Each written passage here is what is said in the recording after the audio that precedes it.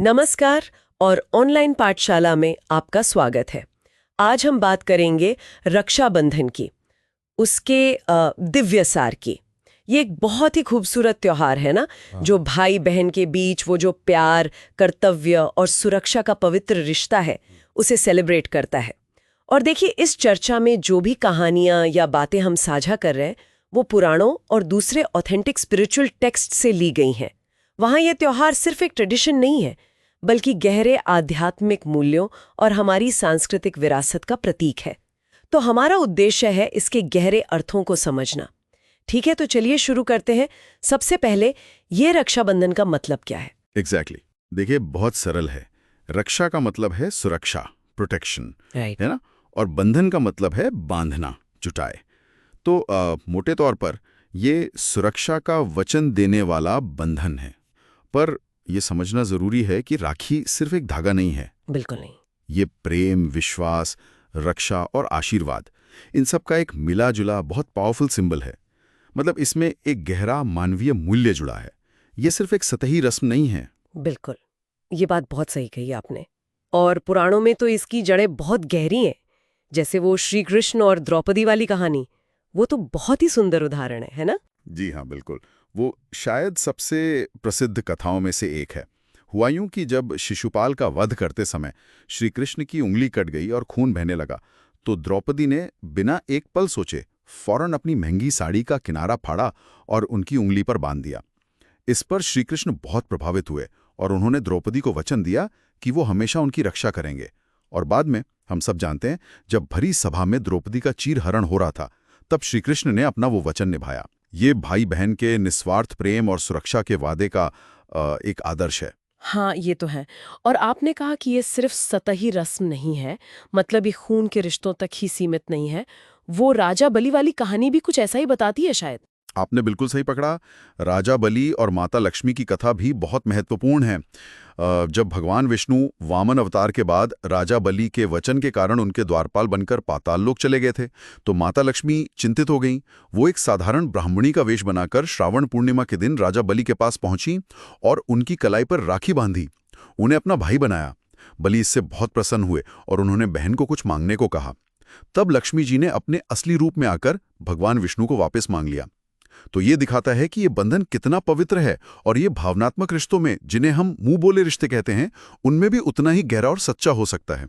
अच्छा, और इन कहानियों से जुड़ा एक खास मंत्र भी है शायद, जो राखी बांधते समय बोला जाता है। जी हाँ, बिल्कुल। एक बहुत ही महत्वपूर्ण और शक्तिशाली रक्षा सूत्र मंत्र है। येन बद्धो बलिराजा दानवेंद्रो महाबला तेन त्वाम अपि बदनामी रक्षे माचल माचल। इसका अर्थ है, जिस रक्षा सूत्र से महान शक्तिशाली दानवों के राजा बलि को बांधा गया था, उसी रक्षा सूत्र से मैं तुम्हें बांधती हूं। हे रक्षा राखी, तुम स्थिर रहना, तुम कभी विचलित मत होना अपने रक्षा करने के धर्म से। तो ये मंत्र उस धागे को सिर्फ एक धागा नहीं रहने देता, ये एक संकल्प बन जाता है, एक आशीर्वाद, एक तरह का आध्यात्मिक कवच।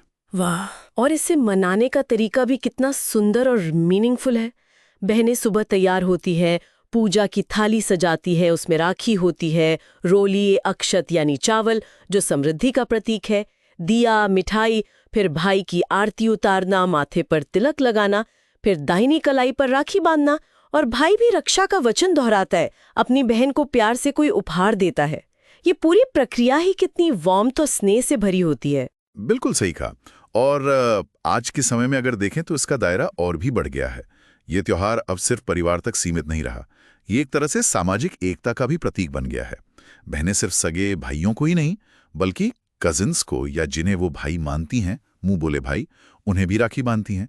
बल्कि कई जगह तो लोग पेड़ों को या अपने सुरक्षा कर्मियों को भी राखी बांधते हैं, प्रकृति या समाज की रक्षा का संकल्प लेते हुए। तो इसका जो एसेंस है वो फैल रहा है। और हाँ, भारत के अलग अलग हिस्सों में इसके थोड़े अलग रूप भी देखने को मिलते हैं। जैसे महाराष्ट्र में इसे नारियल पूर्णिमा कहते हैं, या दक्षिण भारत में ब्राह्मण समुदाय अवनी अवित्तम मनाता है। तो संक्षेप में कहें तो रक्षाबंधन सिर्फ एक त्योहार या कोई रस्म नहीं है, ये स्नेह, विश्वास और कर्तव्य का एक बहुत गहरा प्रतीक है है ना? ये हमें अपने रिश्तों को, अपने कनेक्शंस को महत्व देने और उन्हें आध्यात्मिक रूप से मजबूत बनाने की प्रेरणा देता है। बिल्कुल। और जाते जाते एक विचार छोड़ जाते हैं सबके लिए। जैसे ये रक्षा की भावना भाई बहन के रिश्ते से आगे बढ़कर भावनात्मक रिश्तों, समाज, यहाँ तक कि प्रकृति तक पहुंच गई है, तो हम आज के इस दौर में आपसी सुरक्षा और देखभाल के सिद्धांत को, इस कोर प्रिंसिपल को अपने समाज में और व्यापक रूप से कैसे लागू कर सकते हैं? मतलब हम एक दूसरे के लिए असल मायने में रक्षा सूत्र कैसे बन सकते हैं?